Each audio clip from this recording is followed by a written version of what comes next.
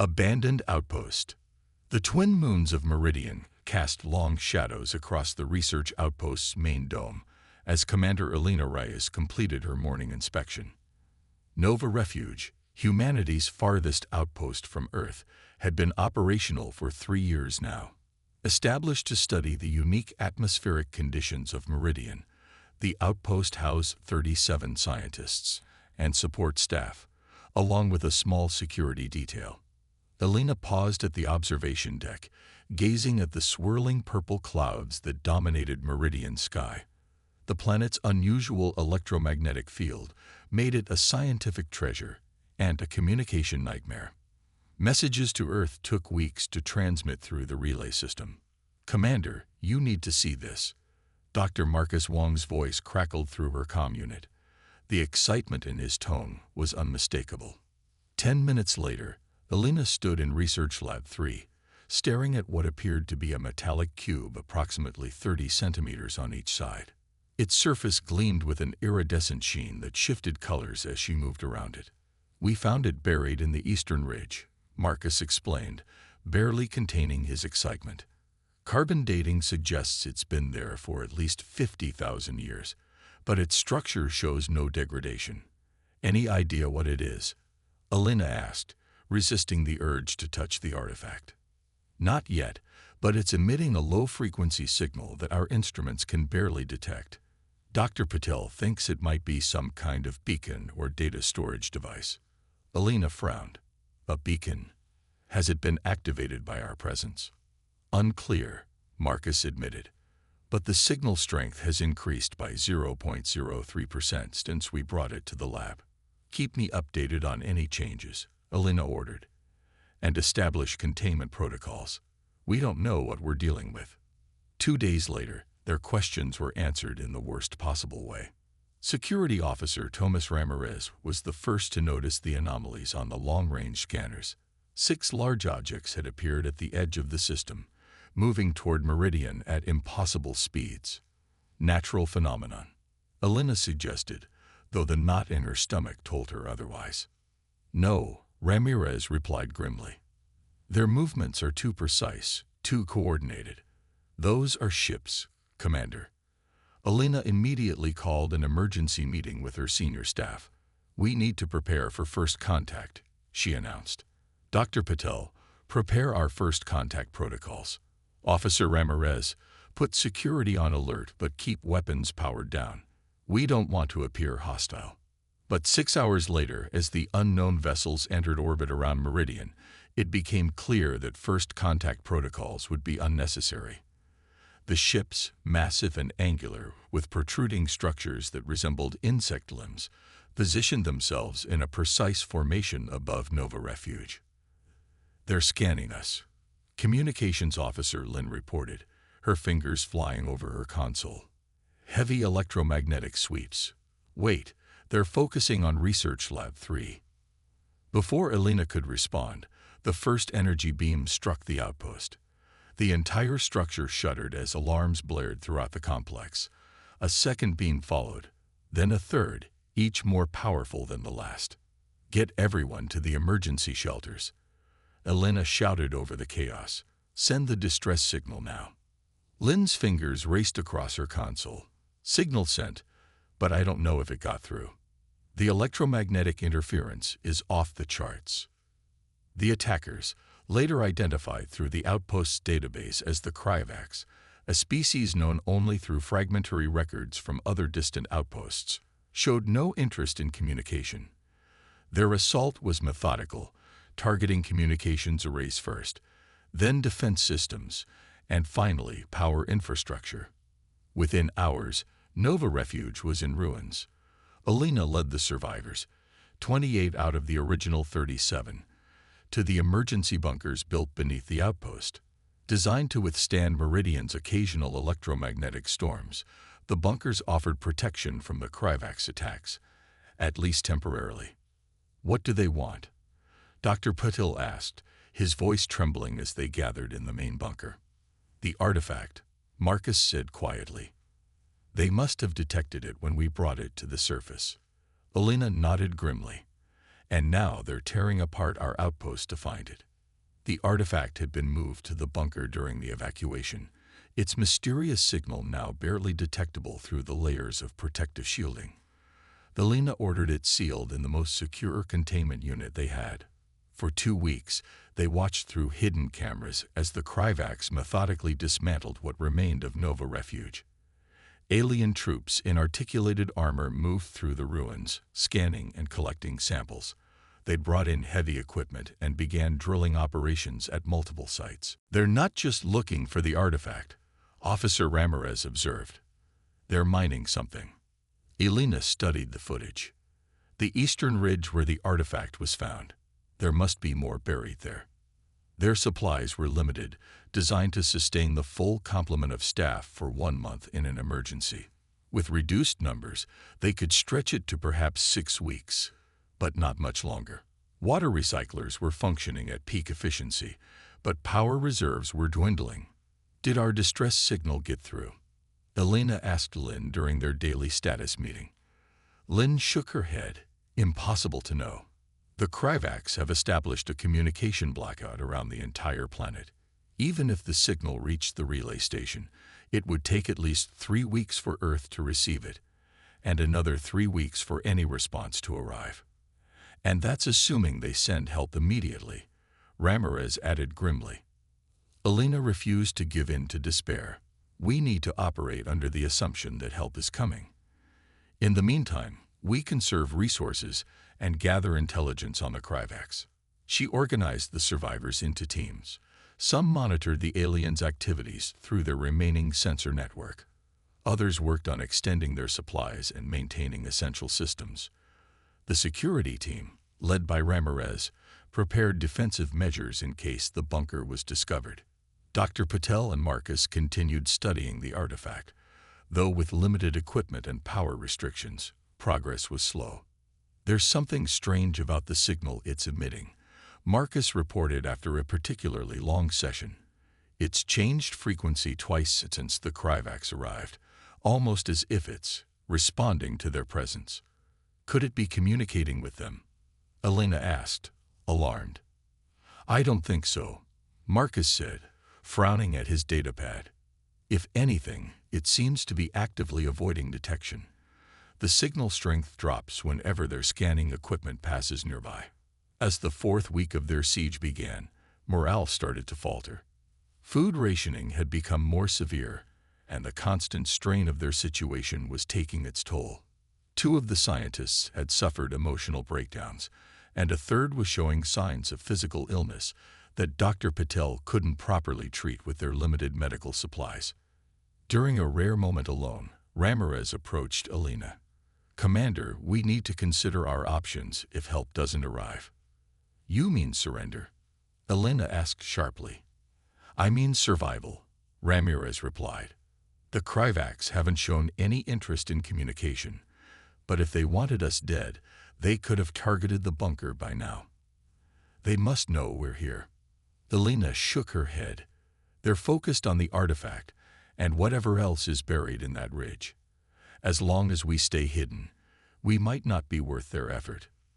That night, as she tried to sleep on her narrow cot, Elena replayed the events that had led them here.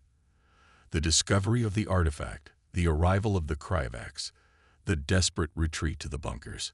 What would she have done differently, knowing what she knew now? Would it have made any difference? The answer came at 300 hours when Lynn burst into her quarters. "Commander, you need to see this." Elena followed her to the communications station, where a monitor displayed readings from their few remaining external sensors. "What am I looking at?" Elena asked, blinking sleep from her eyes. "Interference patterns in the upper atmosphere," Lynn explained, pointing to the fluctuating lines on the screen.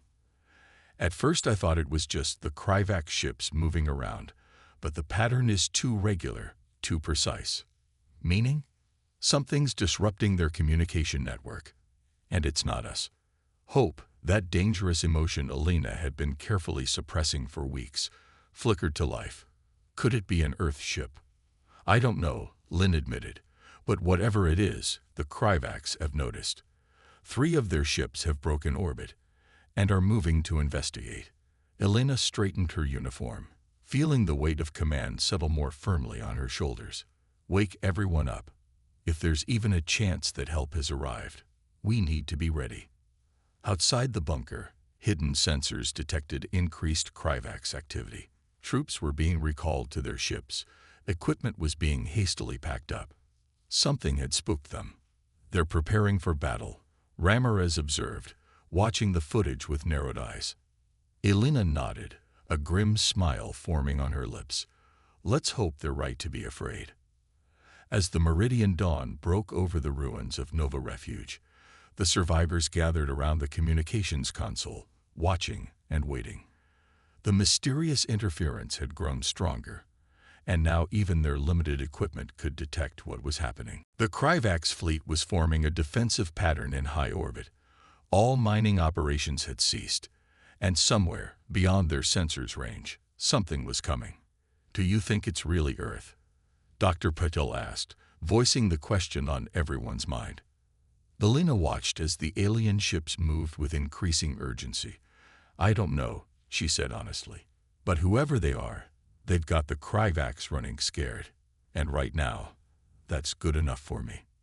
In the containment unit, unnoticed by the distracted humans, the artifact's surface began to pulse with a soft, rhythmic light.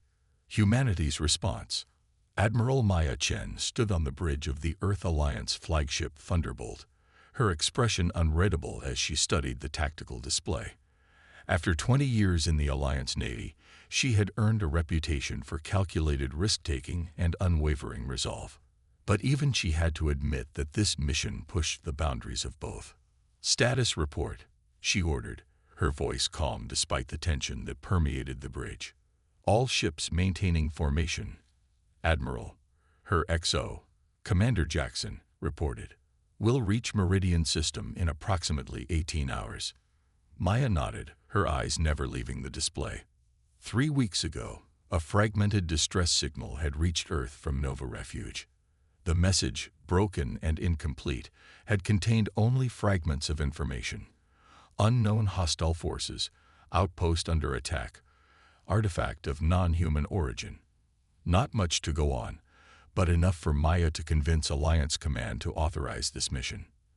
The response force consisted of 7 ships, the Thunderbolt, 3 destroyers, and 3 support vessels, representing Earth's most advanced military technology.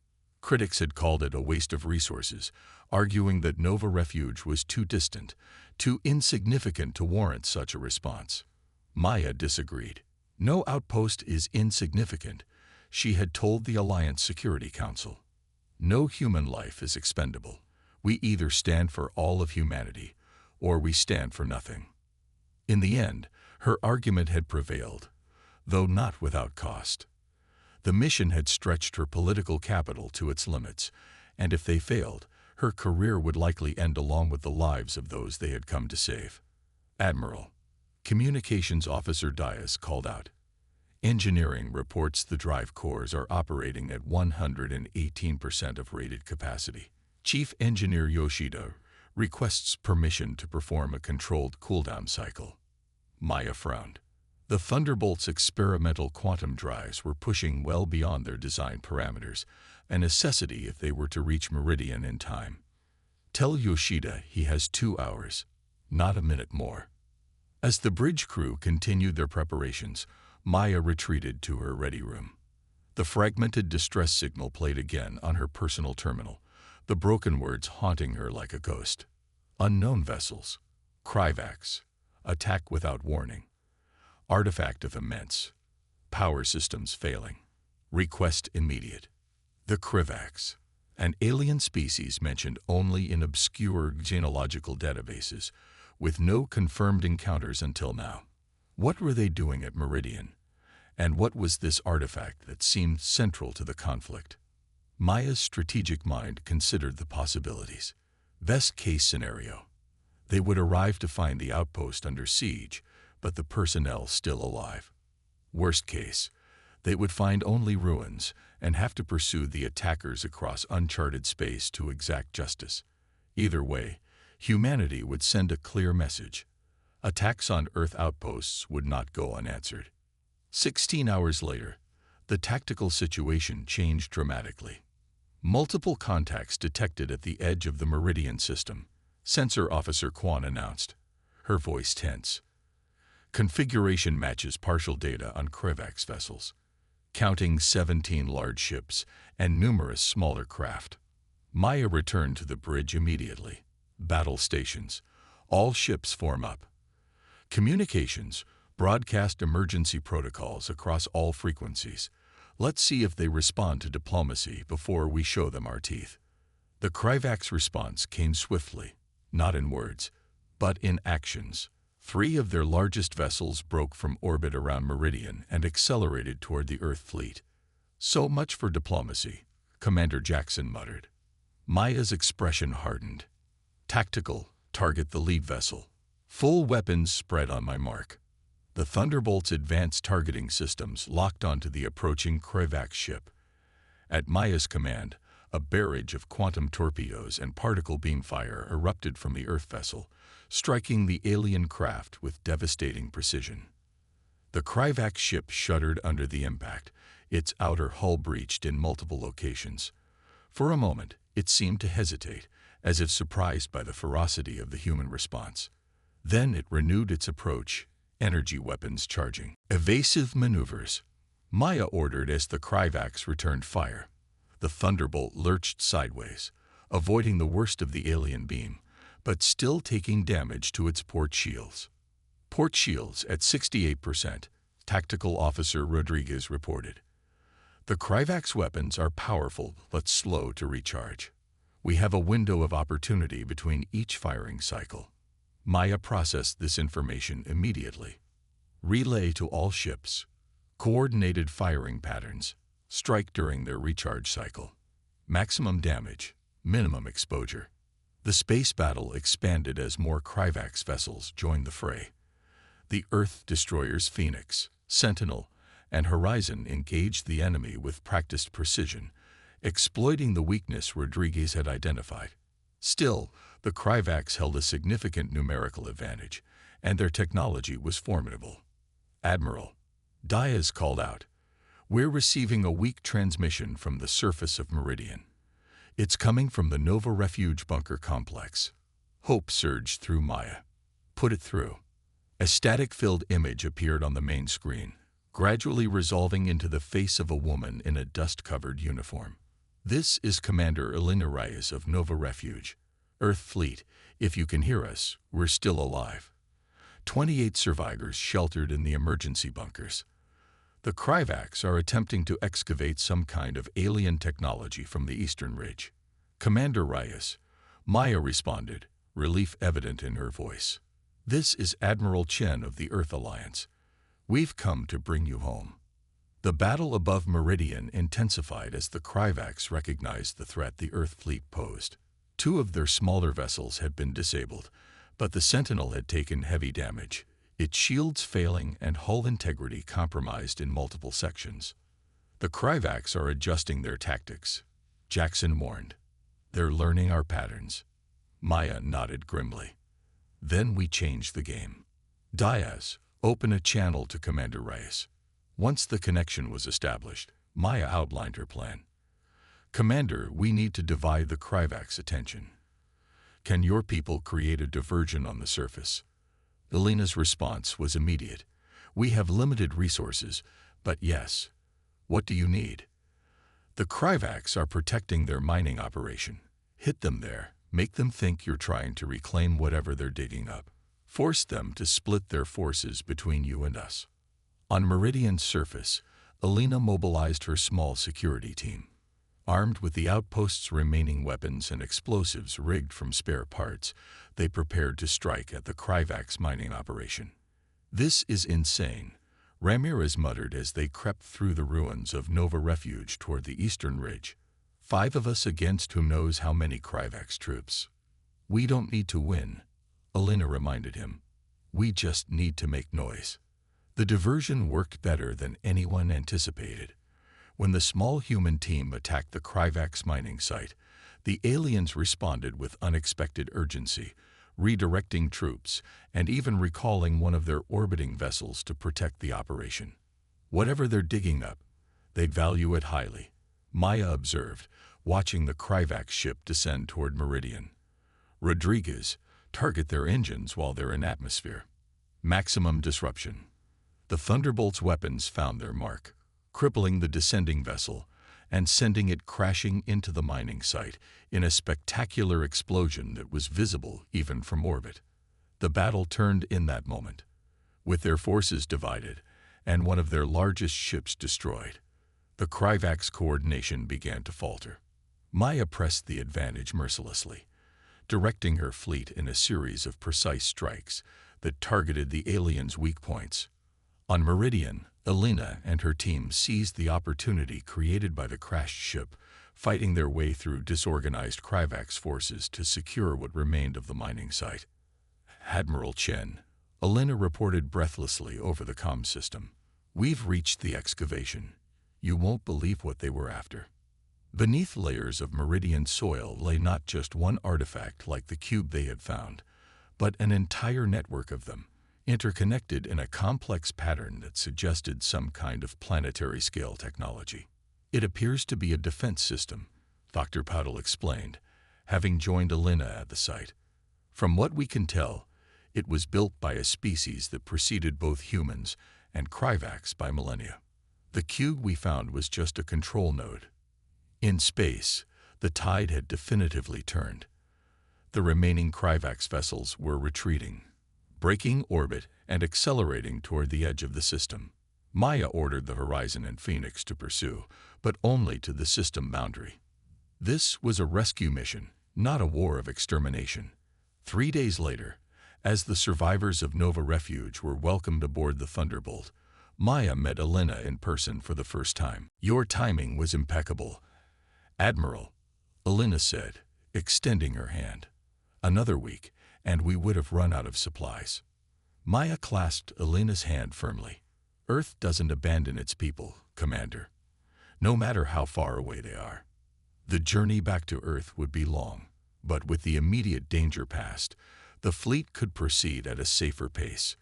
The damaged vessels underwent repairs, while scientists from both the fleet and Nova Refuge collaborated to study the small portion of the alien defense system they had managed to recover. "The implications are enormous," Marcus told Maya during a briefing. "The system appears designed to shield an entire planet from detection. If we can understand and replicate this technology, it could revolutionize our defense capabilities." Maya nodded thoughtfully. "And explain why the Kryvax were so determined to acquire it. A weapon like that could make any world invisible until it was too late." The victory at Meridian marked a turning point for humanity's position in the galaxy. The Kryvax, now aware of Earth's military capabilities and determination, established formal diplomatic contact 6 months later. The recovered artifacts became the foundation for a new generation of defensive technology. And Nova Refuge, rather than being abandoned, was rebuilt and expanded, now recognized as a strategically vital outpost. For Maya, the mission's success validated her core belief that humanity's strength lay not in technology or numbers, but in its unwavering commitment to its own. No outpost too distant, no colony too small to deserve protection. As the Thunderbolt led the fleet back toward Earth, Maya stood at the observation deck, watching the stars stream by. Somewhere out there, the Kryvax were licking their wounds and reassessing their understanding of humans. And somewhere beyond them, other species waited, unknown and unencountered. But when they did meet humanity, they would find not just a technologically capable species, but one that would cross the void between stars to protect its own. One that would send its strongest fleet against impossible odds rather than abandon even its most distant outpost. That, Maya knew, was humanity's true strength, and that was the message they had sent echoing across the stars.